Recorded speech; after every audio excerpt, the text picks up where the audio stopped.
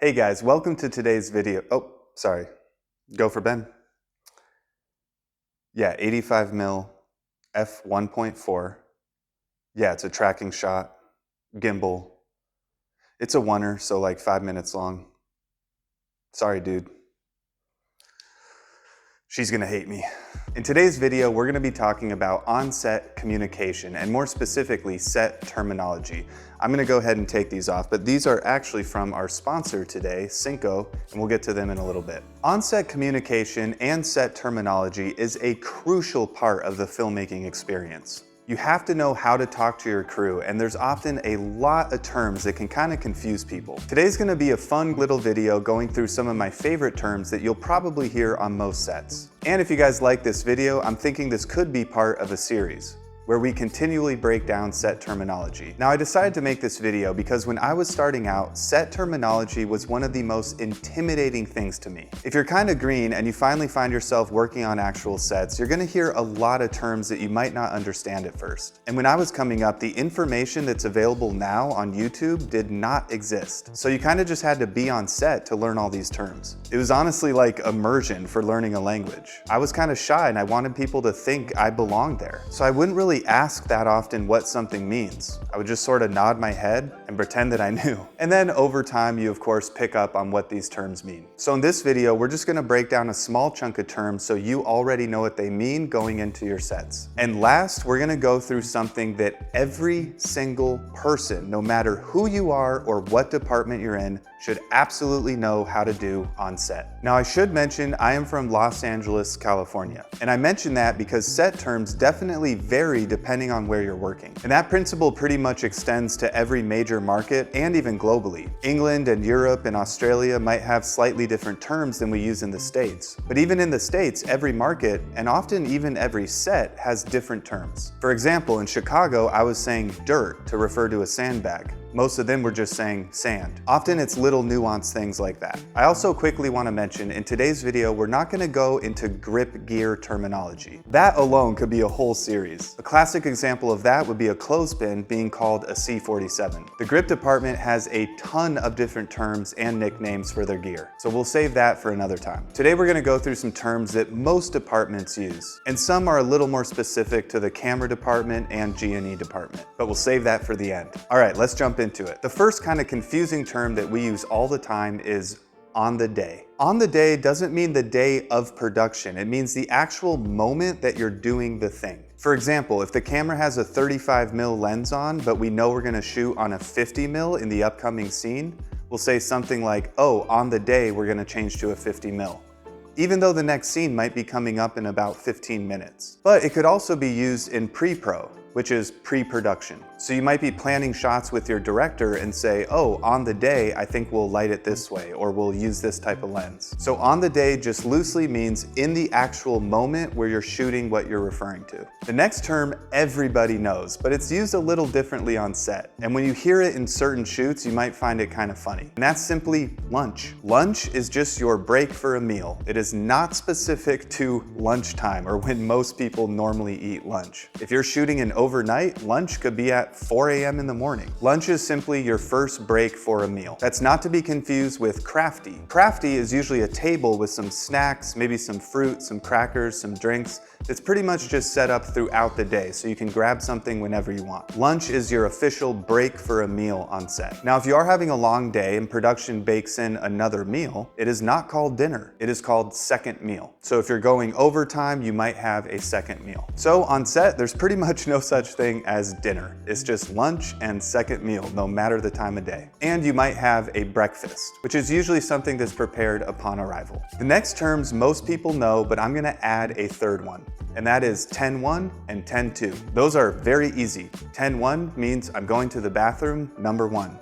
10-2 means I'm going to the bathroom, number 2. Those actually come in handy because 1, it kind of saves you from any embarrassment that you might have, and 2, it's specific to the amount of time you may be gone, roughly. So if you say 10-1, people can expect you'll probably be gone for about a couple minutes. If you say 10-2, people can assume you might be gone for about 5 or 10 minutes. Depends what you had for lunch. The other one I'm gonna throw in, which is 10-3. 10-3 is something that I try to bring to every single set, and now I'm gonna bring it to YouTube.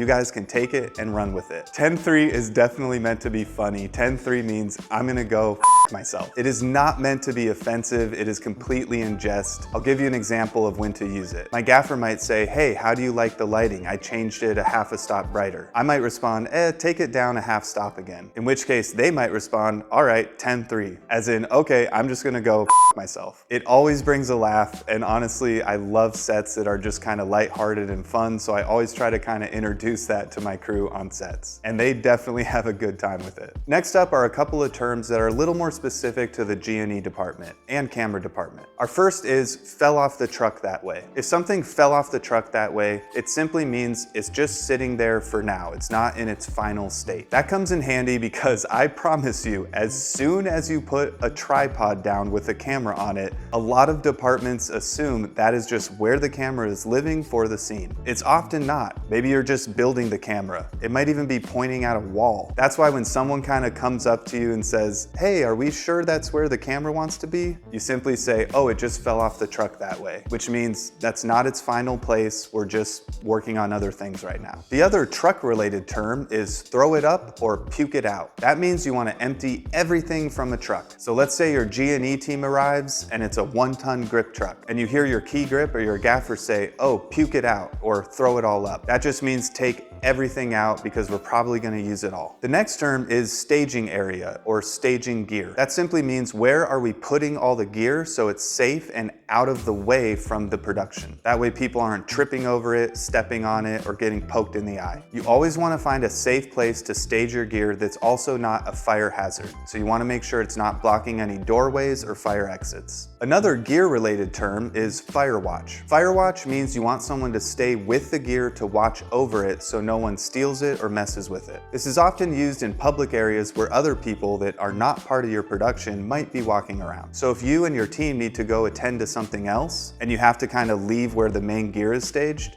you'll want someone to stand Firewatch so they can watch over that gear. Another lighting term that I personally love because it's funny is full poop. Full poop means full power. So any light that's at full poop means it's at 100%. And lastly, before we get into our sponsor, the other term we'll mention is flip the world. Flip the world means you are flipping the entire scene or the entire kind of layout of what you're shooting in the other direction. So let's say you are shooting a scene and all the gear and the crew and everyone is behind the camera. Maybe the next scene is a reverse close-up facing that way where everybody is. You simply say flip the world, which means we are turning everything the other way so everyone needs to get out and move. And then once the world is flipped, you can bring everyone back in, they can stand behind camera, and you can shoot your next setup. This brings us to today's sponsor, which is Synco. Synco makes communication devices for on-set workflows. This one is their XTALK series. It is a one-ear headset that simply goes over your head, and then you can communicate with your crew through the headset. It's pretty self-explanatory, but we're gonna go through some quick things that I like and some things that I hope they improve. One thing I love about it is just how comfortable it is. On set, we are often used to walkie-talkies, and those usually come with earpieces that you string up your shirt,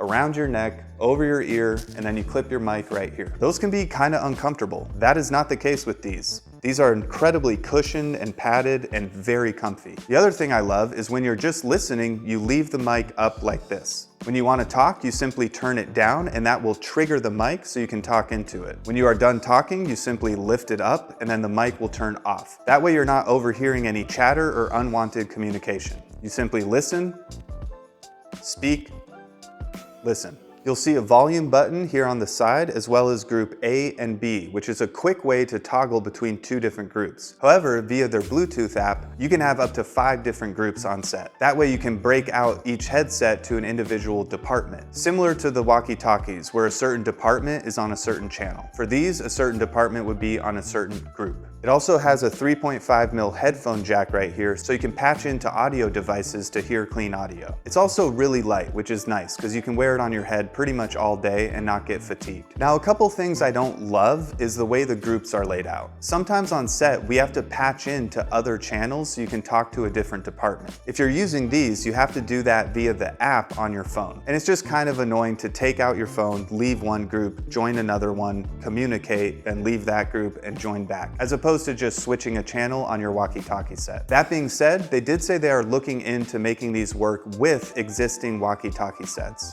That would be wonderful, because then no matter what set I go to and what their communications are, I can still bring these and use them no matter what. And they'll be a lot more comfortable than those earpieces. So thank you to Synco for sending me these headsets. I will definitely be using them on some upcoming projects. Okay, and now back to set terminology. Now, although the next part is not necessarily terminology, as I mentioned, it is something that everybody should know how to do on set. And that is, of course, how to slate. A slate seems intimidating, but it's actually pretty easy.